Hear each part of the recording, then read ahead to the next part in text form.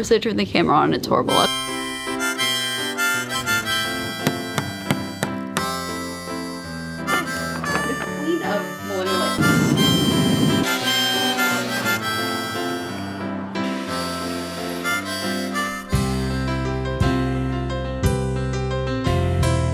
hi.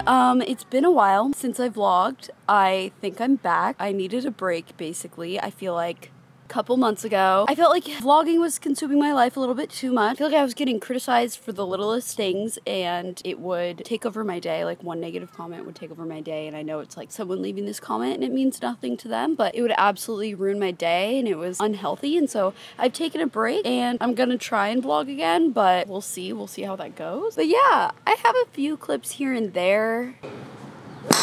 Good! On what I've been up to, I guess. And other than that, here we are. It is July 14th, the day before taxes are due. It's the middle of summer. It finally feels like summer here in Seattle. It was cloudy last week, and some people are coming to fix my garage door today. Hopefully, I think they are. It's a big get your shit together day for me.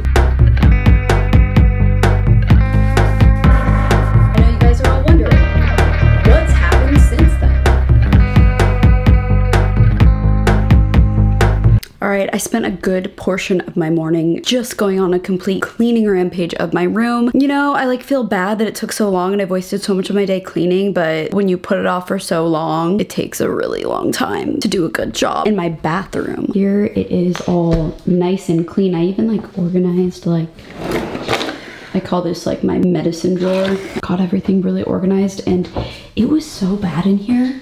Like, I was too embarrassed to even film a before. I actually ended up cleaning because there was stuff everywhere and I didn't have room for my water pick. And so that inspired me to just get it all done so I can finally use my water pick. Before my veneers, I had never used one of these. I had just seen them in other people's bathrooms before, but with the temporaries, you can't floss your teeth because it's just a bunch, it's like 8 teeth in a row. So you have to use a water pick, and this little sucker is annoying.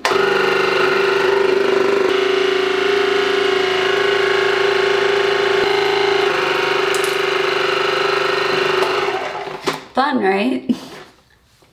I have yet to use this thing without accidentally like spraying it in some direction of my bathroom. It actually does feel really good on your teeth. But I made the mistake of like just using the water that was in it without refilling lukewarm water, and it hurt so badly. Today marks nearly 2 weeks of having my temporaries in, and I've gotten very used to them. The one thing that does suck is they honestly are painful, but it is manageable. What I was afraid of is like that zinging pain. You know that zinging tooth pain you get where it just like shocks your body? You're like, oh, it's not that. It feels like a toothache, but on a lot of teeth. And I've actually felt the toothache, like when my mouth starts hurting, it'll be on my bottom teeth too. It'll just be my whole mouth is just fired up. I mean, it's mainly because I think my gums are mad at me.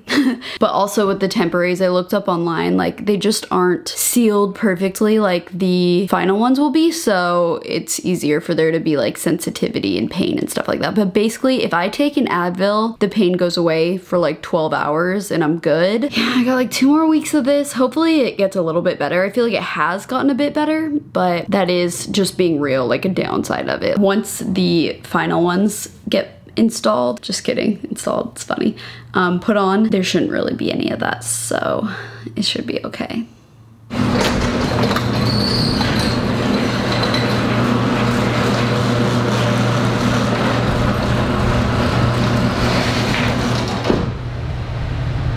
So I feel like to get back into vlogging, I really need to come clean to you guys about some things, including what's behind me. So this stuff behind me is the very last of the stuff from my old house that I lived in back in October before I bought my house. And it's also pretty much the final goodbye to a lot of my friendships that I really cared about, and they pretty much fell apart over the last year, and it's something I didn't tell you guys about. There was some drama, there was some tea. I don't really want to get into it a whole bunch like in a dramatic, immature way, but this stuff behind me, I finally got it back, so let's see what's in here. Alrighty, so what do we got here? It's like a piece of last. My light, if you guys remembered my old room, this is my light from it. I'm excited to have this back, although I don't really have a use for it right now. Probably not until I have a house in Palm Springs, but good to have till then. This sweater, I actually missed that sweater. Pretty nice mirror. Some dog food. I didn't even have a dog when I lived in that house. Love this jumpsuit. I can't believe I left that for so long. This is not my jacket, but whatever. These pink velvet curtains actually might look really good in the living room. This is a great trash can. They left some recycle in it for me. So why have I not seen this stuff since October? You're probably wondering. Around this time last year was actually in Switzerland. Right now I was like in Europe, and this was, you know, after the whole my boyfriend had cheated on me thing. And when I got back, I, you know, was trying to like put the pieces of my life back together. I moved out of that office that I had because that was a waste of money and not a great decision for me to have. I kind of started seeing my ex-boyfriend again, the one that cheated on me. Yeah, we started trying to make things work, which is something I never told you guys about. And I also happened to find like the perfect house that I wanted to buy and was in a position where I was ready to buy. And also had re-signed the lease on the house that I was living in with my friends.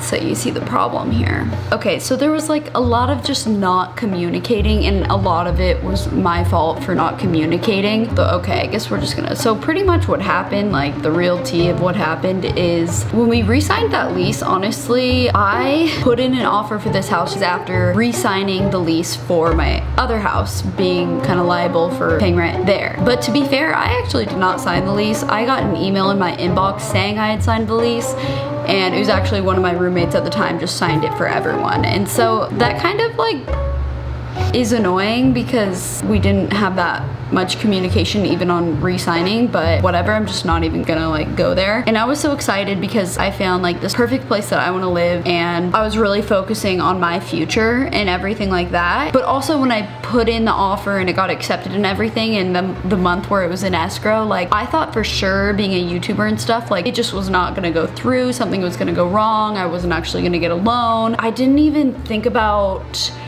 logistically like what I was gonna do, about when I was gonna move out, what was I gonna do about my old room. Like I wasn't thinking about any of those things because I didn't want to get my hopes up about the situation. It's not like a good excuse or anything for not communicating with my old roommates, but I don't know, it's just the reality of the situation and how I felt. It's like I just wasn't even thinking about what to do about the future or anything like that. And so finally, just like the day before closing, found out, yeah, everything is all set in stone. So I hired movers and moved my stuff out the second that I got the keys to my house, because also tensions were kind of running high in that house. Like all my old friends were pretty mad at me for like starting to see my ex-boyfriend again, which is fair. Like it's definitely fair. Like he did cheat on me and they were there for me during that time, but we were also working things out like adults and honestly like forming this new relationship that was actually okay, and they just weren't supportive of anything. And so that was not good. The friendships I had there were really tense. So I got out of there, and then so I don't really want to dedicate a whole video to talking about this subject, but I did just upload a podcast episode about roommates, and I do talk about the whole situation in there. So I will have a link below to that if you are interested or curious about just like hearing more about what happened and roommates in general. I actually am so excited to have these curtains back though, because I feel like they could look really good in here. The curtains up right now, they just came with the house and I never changed them. I'm not in love with them, but I was like too lazy to do anything about them. But these could look really good. The pink velvet, because it's such a light pale pink that it's not like, ooh, pink, so girly. It's whew, not to mention, I hate this end, this like fake gem thing. Hate it. Let's see. Oh yeah, actually really adds to the room. Okay, I'm pretty excited about this. We love that. I am really happy with this. They remind me of a hotel room now, when your animal actually sleeps in the bed that you bought them.